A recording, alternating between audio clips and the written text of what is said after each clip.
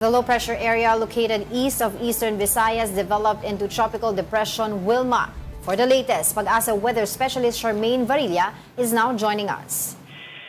Yes po, magandang umaga po sa ating lahat. And sa ngayon po, inaasahan na nga natin na maaari na maging isang bagyo yung binabantayan nating low pressure area pa sa ngayon. Tulingayang namataan sa layong 705 kilometers silangan ng Eastern Visayas. At ito nga nasabing low pressure area or magiging bagyo pa lamang sa ngayon ay inaasahan nga natin na maaari nga maglandfall dito sa may Eastern Visayas sa Southern Luzon ng bukas hanggang sa Sabado. At tumataas nga rin yung tsansa nito na maaaring dumaan sa kapuluan ng Visayas at kalupaan ng Southern Luzon sa pagitan nga ng Biyernes hanggang Sabado. Kaya pinag-iingatan po yun natin yung ating mga kababayan sa mga malalakas na mga pag-ulan dyan.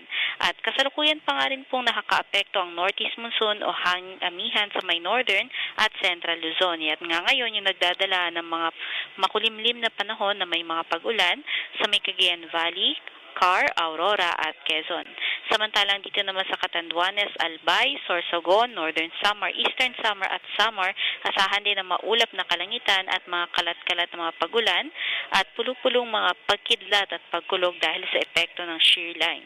Samantalang dito sa Metro Manila at nalalabing bahagi ng ating bansa, asahan pa rin nga yung bahagyang maulap hanggang sa maulap na kalangitan at mga pulong-pulong mahihinang mga pagulan.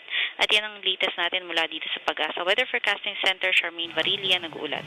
Charmaine, ito bang Wilma na ito ay ano yung mas dala niya? Mas malalakas na ulan o mas malalakas na hangin?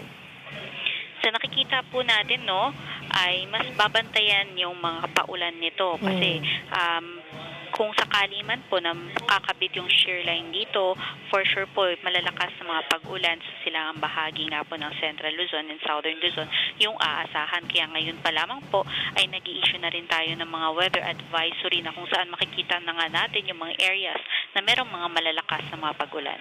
So when do we experience the peak of this bagyo? So, ma-experience po natin yung peak na to, starting nga po yan ng up until weekends. And pagdating nga po ng mga bandang Linggo to Lunes, papalabas na po yan ang kalupaan ng ating bansa. Approaching the New Year na tayo, no? So, ilan pa ang na-expect natin na bagyo and anong area most likely ang laging maapektuhan? Yes po, no? So, may ina-expect pa rin tayo na isang bagyo kasi for this month, 1 to 2 lang po yung estimate natin.